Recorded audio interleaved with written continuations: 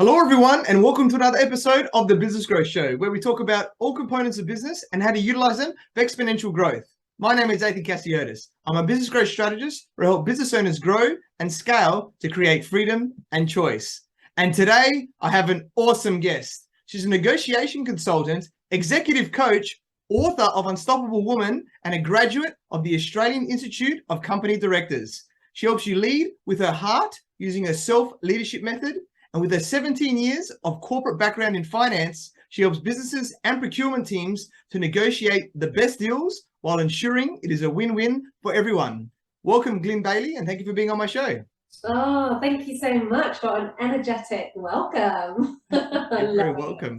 I love bringing energy to the show, and I'm sure it's going to be an amazing show for everyone watching and listening today. So, fantastic. Yeah, let's get into it. So, Glin, you're a very successful entrepreneur. So, for those people who don't know who you are, please introduce yourself by telling us about you and your journey. Yeah, no worries. Gosh, I don't even know where to start, but why don't I start with when I first moved to Australia? So 7 years ago, in 2015, I moved to Australia after a relationship breakdown. Looking for a new chapter to find myself in a new country.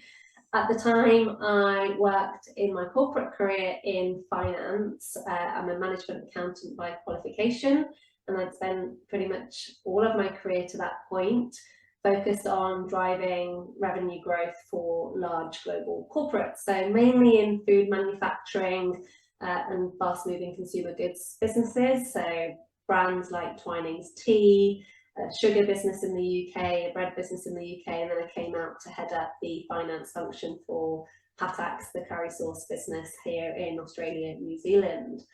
But I felt over time, and I think when you go through a personal soul-searching journey after significant events like marriages ending and moving countries, the soul-searching led me to realise that my corporate career was keeping me playing small.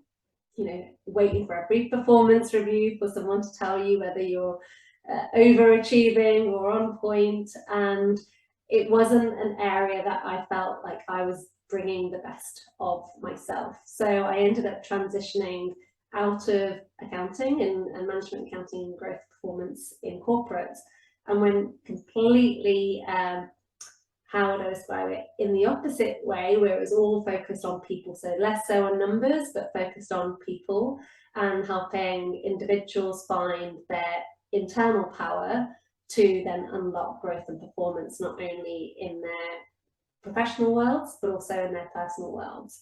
And it was only my realization when I started negotiation consulting, because I started doing leadership training, focusing on executive coaching, working with C-suite leaders, and then consulting in the space of negotiation, leveraging all of my commercial experience, that I found the sweet spot between self-leadership and commercial negotiation. Now I finally feel like I found what it is that I'm meant to be doing, which is helping individuals be better internally so that they can maximize their outcomes when it comes to commercial negotiation. Yeah, awesome. What a great journey. And yeah, we all go through different challenges, and you've definitely showcased yours, and great to see what's come from that, on the other side. And yeah, exciting times ahead. Awesome. So I know with your negotiations and what you focus on generally about how you help people in this way, you focus on intelligence and the heart, right? Sort of the combination of them. So do you want to tell us a bit more about it and how we can benefit from it? Yeah, well, there's two things. I think one, when you recognize intelligence, most people immediately go to what's going on in your head and don't really think about your heart or your gut instinct and what's going on there. And a lot of my experience through the corporate years is that performance is unlocked when you understand people's emotions. And the same is true in negotiation, right? So in the self-leadership space, I focus deeply on heart, but in the business context, what I focus on is recognizing how people tune into where there is discomfort in themselves and how that ultimately either helps or hinders their performance when it comes to a commercial negotiation.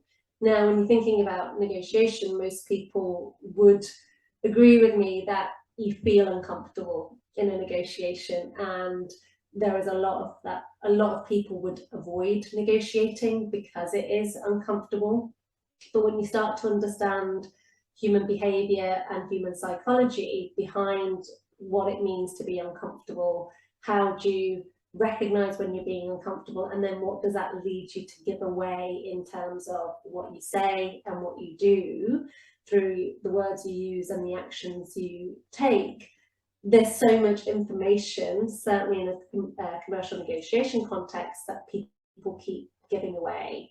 And it's that recognition to go, we can't ignore emotion when it comes to whether it's our self-leadership journey or our corporate or business commercial negotiation journey, because ignoring it means ultimately you end up giving away value, either personally in terms of your own self-worth or professionally in the context of business. Yeah, I love that. Really, really powerful, and completely agree with that. And it's so interesting with the connection between the head and the heart when you know all the new studies and everything like that. So we do need to tap into it so we can maximize our potential, right? At the same time. Yeah, indeed. Awesome. Love that. And I know, like in business, building relationships is very important, right? And even more important in negotiations as well, because yeah, without relationships, we can't really do business. So I'd like to hear your thoughts on this. Like, what tips can you give us around, building relationships? Well, when you're going into, if I come from it in the context of negotiation, you've got to recognize what kind of relationship you are in the context of, in order to then determine what kind of negotiation you're going to be entering.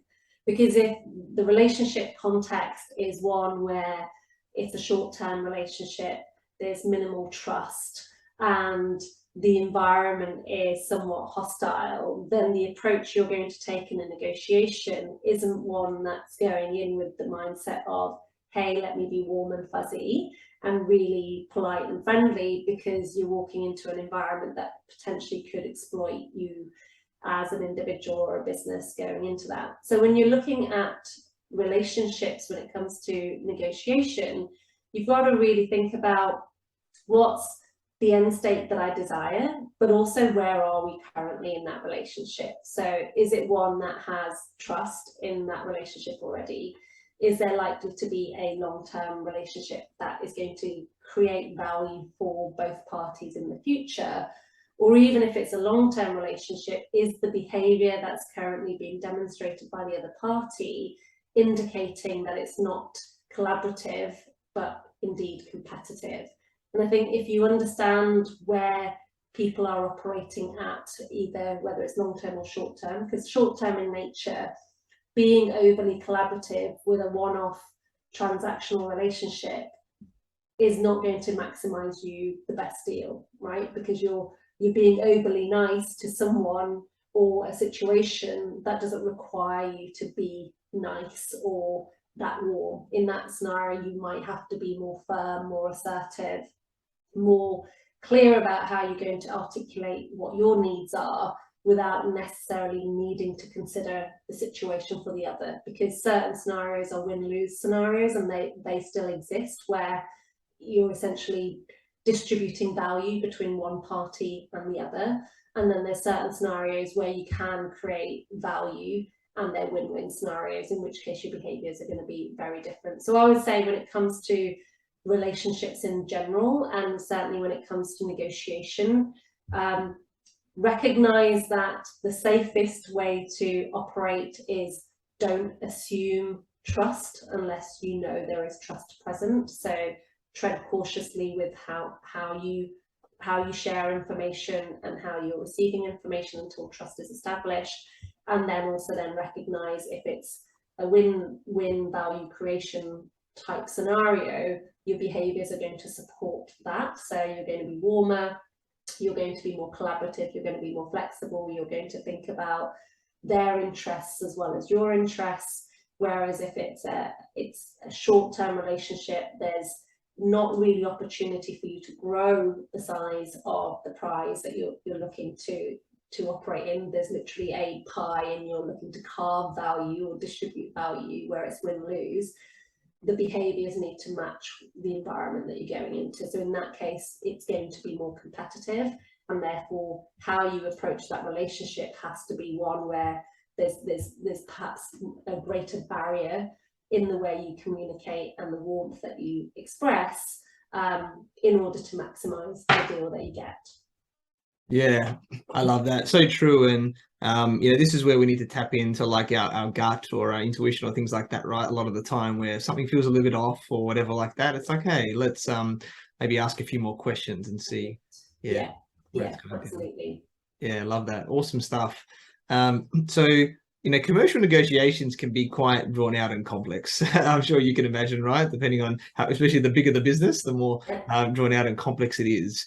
So a lot of people probably don't know, like there's a lot of different steps in a negotiation. So do you want to maybe just initially just share a bit more about like the process and what we need to think about, getting, through that whole negotiation process?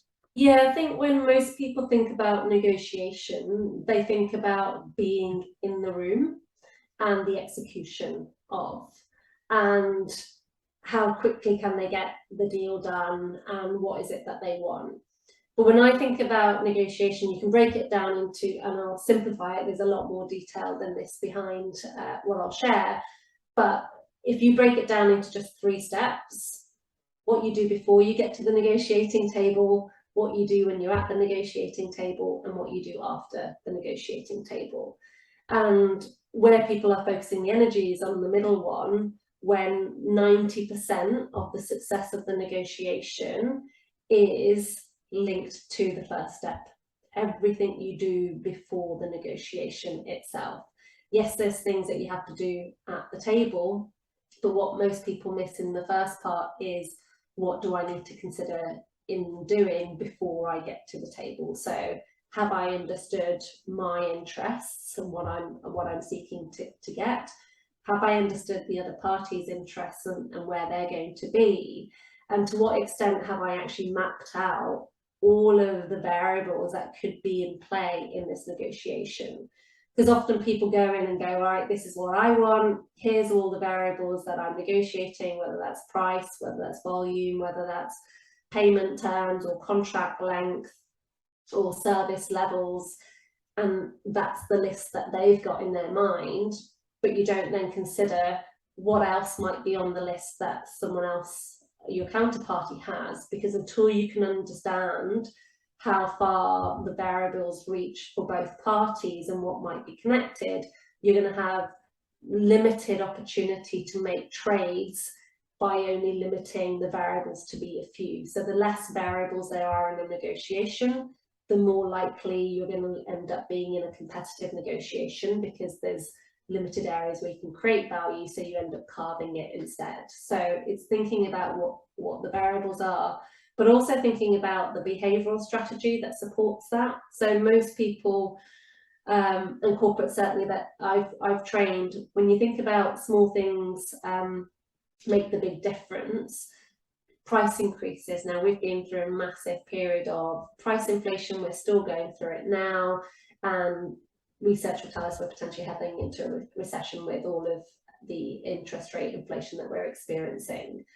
Now, when it comes to communicating price increase, when it comes to that actual notification of a price increase, individuals and businesses will go, right, what's the legal requirement by law? If it's 12 weeks notice I've got to give of a price increase, that's the notification that I'm going to give. Either I'll pick up the phone or make that notification. So I could feel a sneeze going on there. Hopefully that doesn't happen. And what they fail to realise is, if they were thinking about that negotiation long before you get to the table, knew that was coming. Is recognising that actually the way you seed for that negotiation has to happen a lot earlier. So when I was in the bread business in the UK, bread linked to wheat harvest and commodity pricing, so there'd always be things that are fluctuating around commodities, and you think, okay, well, how does this even come into play? That we know we're going to need to take price at some point in the coming 12 months. How can we have that conversation early? And it might even be early positioning, having what seems on the surface a really natural conversation about the weather, which can then easily lead into, oh, you know, I really feel sorry for those farmers at the moment with all the dry weather we're getting. And, you know, your counterparty, your buyer turns around and says, well, what do you mean? It's like, yeah, well, their harvests are probably getting all the sun they need now. However, by the time we get to next year, we're not going to have the water content needed in the wheat in order for it to grow. So I'd hate to be a biscuit supplier come this time next year, right? And it might not be the same field, say I've talked about biscuits, but know full well I'm talking to a bread business here, they're going to have the same impact. And you're slowly starting to seed information that says, okay, without talking about price, I've already set expectations that you're going to see the cost of your product or service now increase because I've given you information that's starting to plant these seeds. And every time you're having a meeting or a conversation, guess what you're doing? You're watering that seed. And I think if I can give you anything, there's so much in the process, so it'd be really hard to break it down on a short call like this. But it's that recognition that everything you do in a negotiation at the table, the success of it is absolutely weighted to everything you do before you get to the negotiation table. So how do you position? What are you seeding? Do you know who you're negotiating against? Who's the decision maker? How do decisions get made? All of the things that help you get information that can then construct to what way are you, where are you going to open, how are you going to move, what are you going to concede on? All of this planning that happens significantly ahead of you actually getting in the room. Yeah, I love that. So in depth on the process, and yeah, Oh. with the planning, you know, creates a, you know, successful negotiation with that preparation, right? So Yeah. I love the detail there, and I love the seed planting as well, because that's in negotiation in sales, right? We need to be seed planting a lot of things what we do. So yeah, really, really powerful. Love And that. it's interesting on that, like you mentioned sales, two different things, right? So most people think negotiating and sales are exactly the same, and they're two very distinct activities. And the way I make the distinction is to recognize that when you are in sales, what you're doing is creating the demand for your product or service, okay? When you are negotiating, you've already received the buying signal for your product. So in which case you switch over not to continuing to sell your features and benefits and all the wonderful things that someone's going to get by working with you. You switch straight into, okay, they've given me a buying signal, now I need to focus on agreeing the terms. That's what negotiating is about. It's about agreeing the terms of a deal when you've already received a signal someone's wanting to buy what you're going to sell. And it's the recognition that in one negotiation, one conversation, I should say, people will switch from a selling conversation into then a negotiating conversation. And if there is a change in feedback from your counterparty around whether someone's buying or not buying, you may end up back in selling, whether that's new products or new services that you're offering, and then back into negotiating. But they're really distinct activities. Yeah, I love that. Thank you for clarifying that with everyone, because I'm sure there's a lot that we don't know, right? And this is what you're here to yeah, do with us. And I think another point about what we don't know is that there's always challenges in business, right? And especially, right, you know, if you're negotiating big deals, there's going to be challenges that come up along there. And I know you've already elaborated a lot on the process, but what are you seeing, like, you know, with people that you're working with? You know, what are some of the biggest challenges, you know, in the market when people are, you know, going through negotiation? Yeah, I think inflation's been a key one in terms of what's been happening in the market. The other challenge that I see more often than not is the lack of coordination and execution, sort of practice and planning when it comes to a negotiation. So often when we look at decision makers are empowered to say yes. So when things reach deadlock in negotiation and you go up to the decision makers, if you're empowered to say yes, if things are getting uncomfortable, the easiest thing to do is to say yes. And what I've seen is businesses fail to get value created because certain individuals are trained in negotiation and certain individuals are not. And the power of the execution is lost because there's no coordinated, synchronized effort.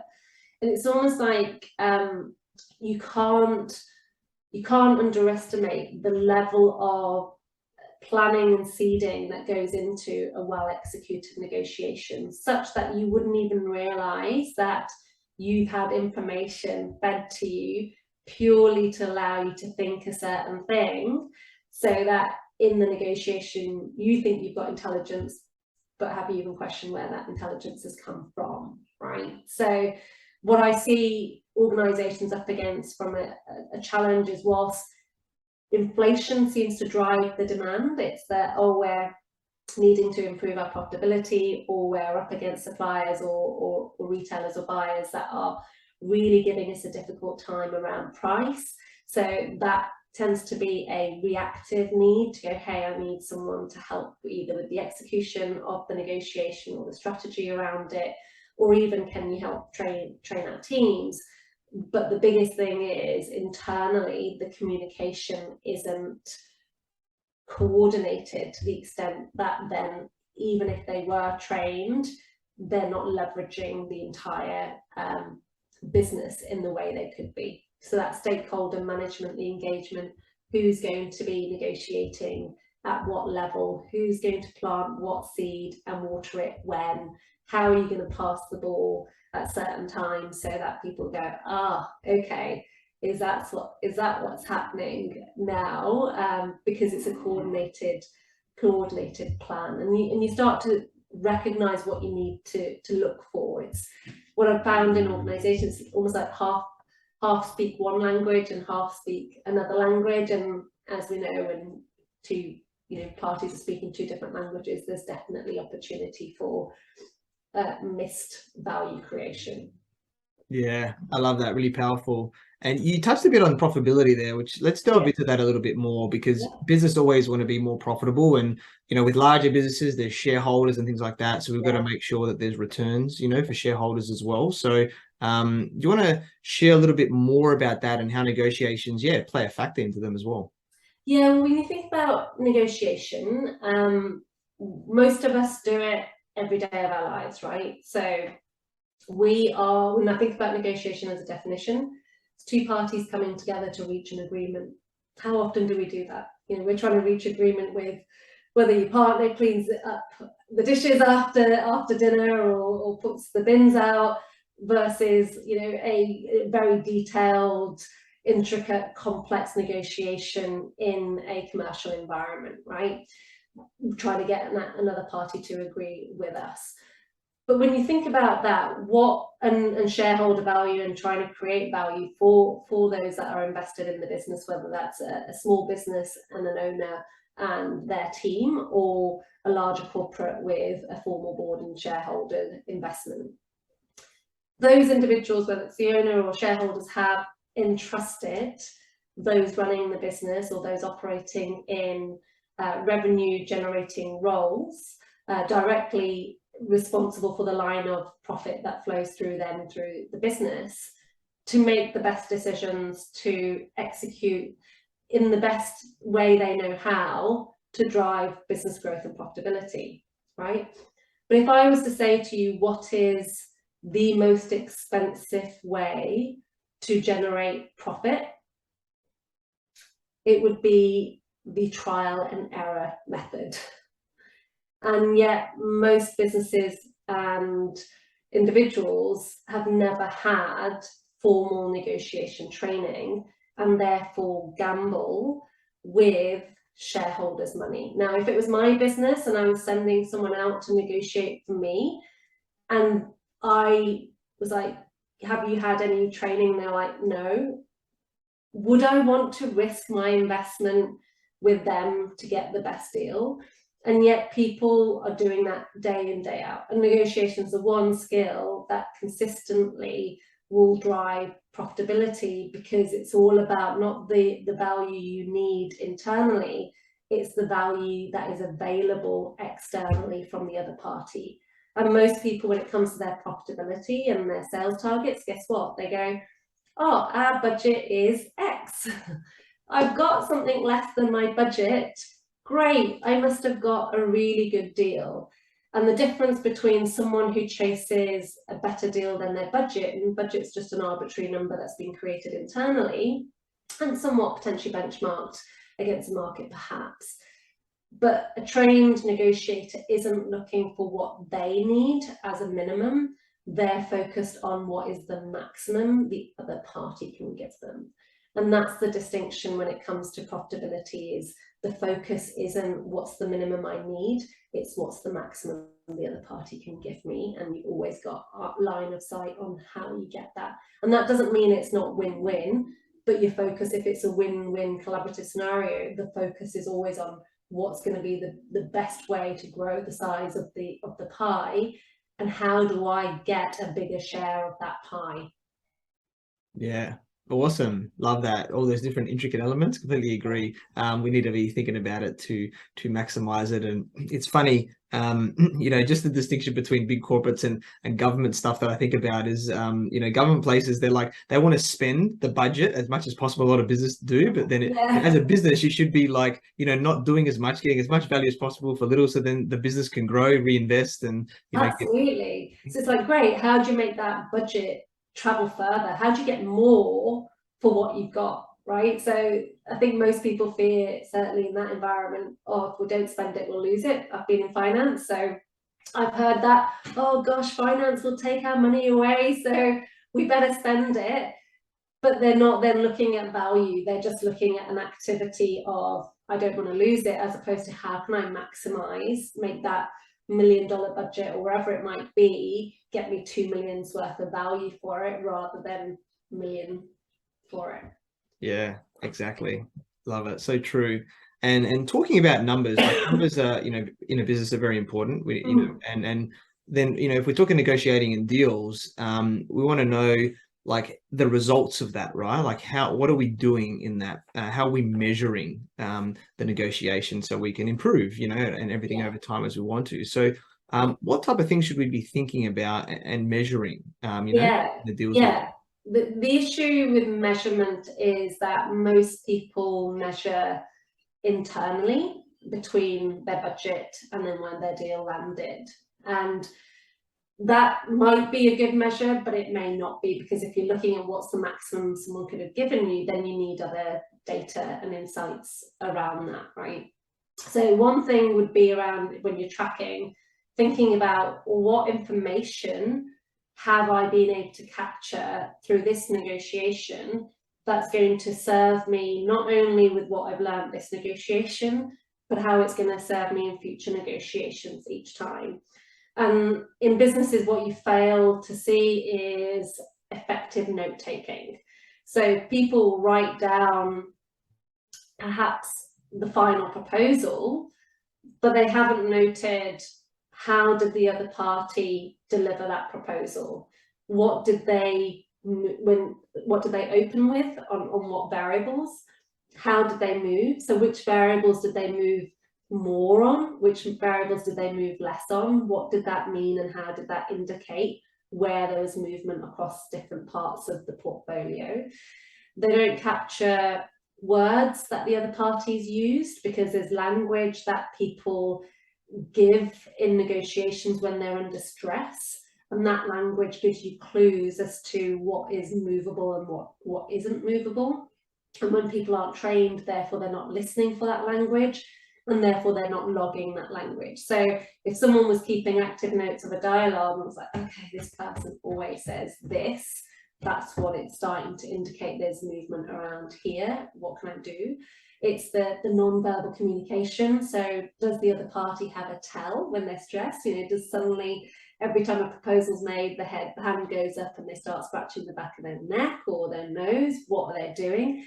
So intelligence in negotiation is being lost, because what's being measured is just the result versus budget, rather than the intelligence being captured. That means as an organization, you're getting smarter and savvier about your counterparty, and what the goings on behind their numbers and their business is, because you've been able to have that documentation.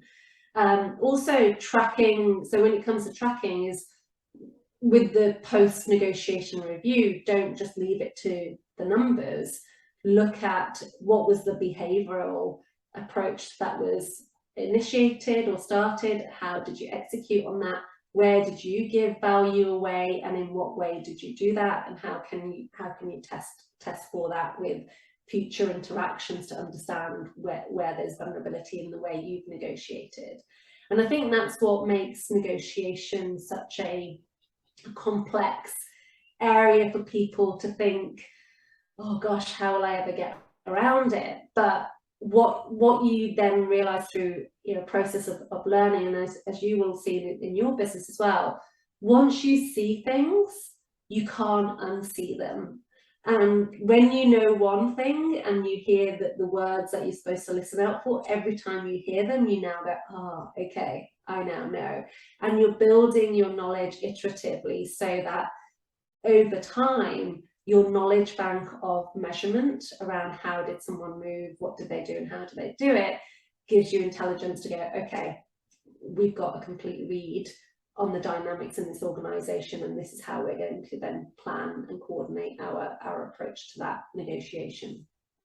Yeah, I love that. So true. Completely agree with building that knowledge and bringing things to our awareness, so then we can improve on that and note it down. Love that section. That was really powerful. And a lot of the time we talk about all these good things about negotiation, but there's a lot of things that can go wrong, and people have done wrong things, right, in the past. Now, whether it could be even be before our time, and then we've come in and then gone, oh, what did you do last time? And then I have to fix this, or you've come part of the way through the process, or, whatever it is. So I'd like to just hear, maybe an indication, just so people are aware of what could happen, of a mistake or a failure or something like that in a negotiation, so that people can, be aware as well. Yeah, I've had that with a few times where we've trained buyers and you come in and it's a different supplier coming, or they've had a buyer change halfway through a long protracted negotiation, and sometimes they use as tactics, right? Hey, I'm new, I don't know anything, tell me, right? Because guess what, when they're asking you to do the talking and fill things in, they're going to be getting information, and whether you're planned and intentional in what you're sharing, then there's danger that you could be giving information away to the other party. So it could work in their favor to play tactics like, hey, I'm new, I don't know, and get you caught in trying to justify and re-rationalize and explain everything that's gone on before. And the key thing to that is have empathy for the situation if it's a long-term partner and there's trust established, but re-establish the power balance, right? So that the key thing there is someone's gone in and they've shifted the power in their favor, and you've got to try and move that power needle back to your stance. And that's going to be very clearly around how do you get the other party essentially doing the work rather than you having to do the work. So anchoring in on what is your position, what's been done today, and putting the onus on the other party to catch back up on stuff that's missed, and using questions to get insights into what's driving their interests, not the position that they have. Because often people will have a position on, here's where I stand on the negotiation, but it's not, and most people go, okay, well, that's the position, my position's this, and we're in different places, and therefore there's deadlock, or there's conflict, or there's difficulty in progressing. But what you've got to do is to go, okay, well, that's a position, and I've got a position, but what's underneath that position? What's the interest that's driving that as a proposal, as an offer, as a position that they want to hold on? What's the motive underneath it? And if I can ask enough questions to understand their motives, then I'm better able to maneuver myself to find where there's mutual interest, if there is, to then find a solution that gets me an outcome. And ultimately in negotiation, and it's a human need, people need to feel valued, right? So in a negotiation, I want to feel valued. So I want you to show me that I'm valued through moving to my position. You want to feel valued in the negotiation. You want me to show you that I'm valuing you through the negotiation and the way I move. We need to feel a level of satisfaction, appreciation, and respect. And that's a human need. So if we don't recognize that the other party needs to feel as valued as we need to feel, then egos prevent us from giving the other party that satisfaction. And we haven't appropriately considered how did we frame and open the negotiation that allowed for me to give something away so that the other party could have that sense of, oh, I am valued because they've moved towards me, they've given me some satisfaction in my interest. So that's reassuring me that I'm valuable and I'm valued. And when you start to understand that the psychology of humans is all around, you know, do you value me? Do I matter? You know, can you give me a level of satisfaction here? Because, you know, I want to do the deal, but I need to feel satisfied that that's a deal that I can do. The deeper driver of that level of satisfaction is that sense of, I need to feel worthy and I need to feel value. And especially when it comes to negotiations, people's worth is attached to the outcome of a negotiation, which is why you see people avoid salary negotiations so often, because the desire not to feel unworthy or feel like if I don't get what I want in my pay, people make it mean that if I receive less, that I am less. And that's what you've got to shift, is that the separation between you and your identity and the need for value as well, to protect your interests and let you feel comfortable, albeit uncomfortably, making the ask. Yeah, I love that talk around identity and value. I'm big on identity, as we need to grow ourselves right over time, because you know, a lot of people link their identity to their jobs or like salaries and things like that, but there's a lot more bigger things as we grow that we need to evolve our identity over time to help us. So that's a whole nother topic and show. But I love I spend like 4 days at a time going through 12-hour days, going through depth of negotiation and practice. So I wish I could go, oh, here it all is, a nice neat package. Yeah, no, you've done an awesome job with highlighting a lot of key things today. And just one thing like I want to touch on is, you know, following on from identity is about coaching and mentoring, because, you know, you're an executive coach yourself, and, you know, you've had coaches and mentors yourself as well. So how important is coaching mentoring been for you in business and in life to help you to, you know, to get you to where you are? I would be a huge advocate for it, because the fastest way to success is to learn from the mistakes that others have already had and incurred the expense of during their journey, so that you don't make the same. And that's not to say you won't make mistakes along your journey in business growth, and even in negotiations people will make mistakes because we're human, and that's part of it.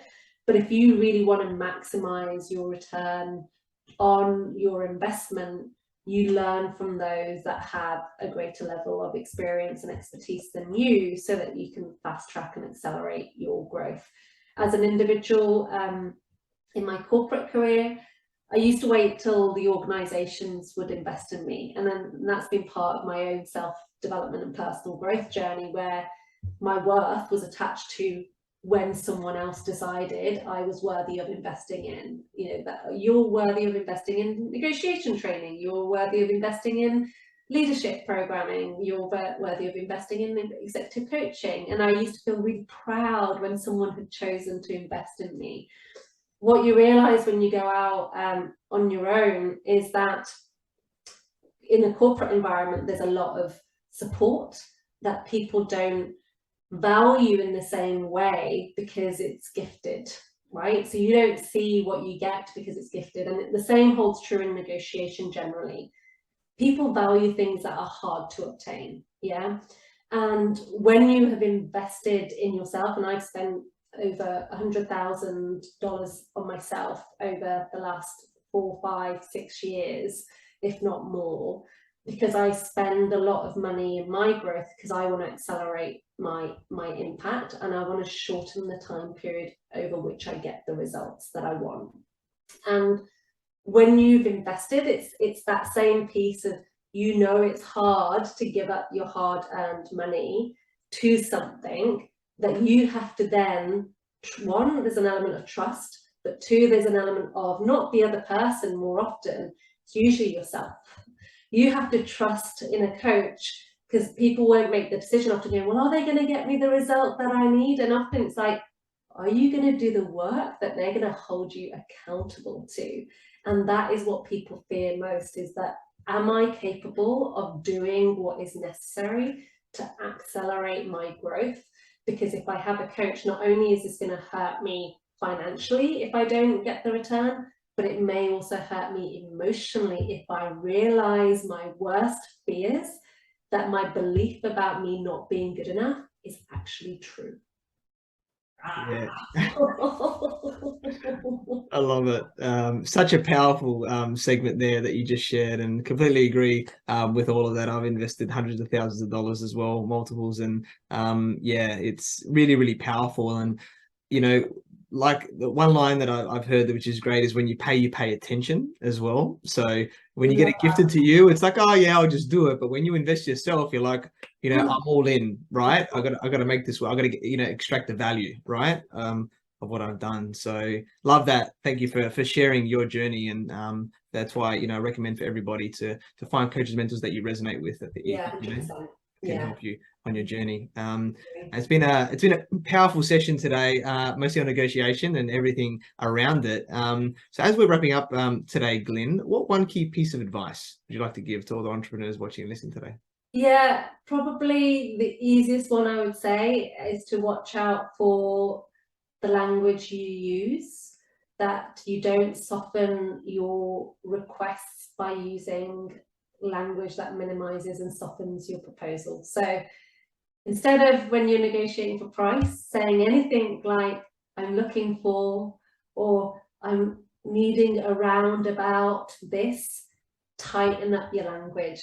If you can do one thing from this podcast and recognize how much money you let go out the door because you've been loose in your language, tighten your language, make it firm, make it precise, and don't use loose, soft, minimizing language, because you'll give away way more value. You're never looking for, you need.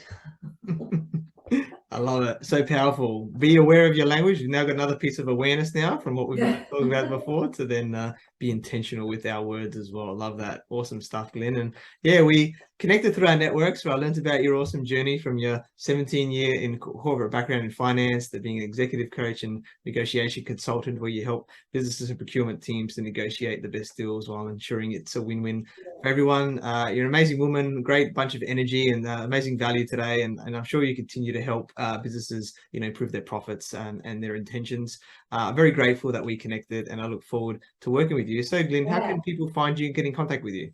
Oh, the best way would be LinkedIn. So Glin Bayley, that's Bayley on LinkedIn. Super responsive. You can check out my weekly negotiation tips that I post on LinkedIn too.